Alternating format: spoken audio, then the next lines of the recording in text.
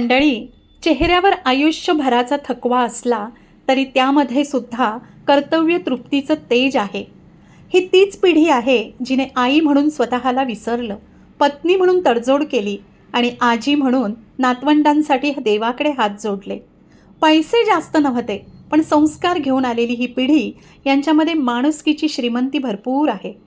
कधी मुलाच्या उपचारासाठी, कधी नातवाच्या शिक्षणासाठी, तर कधी फक्त कुणीतरी आहे हे स्वतःला पटवण्यासाठी इतरांसाठी जगत असते. ती मोबाईल वापरत नाही, तर आठवणींमध्ये जगते. ही शेवटची पिढी आहे जिने स्वतःसाठी काहीच मागितलं नाही आणि तरीही सगळ्यांसाठी सगळं दिलं.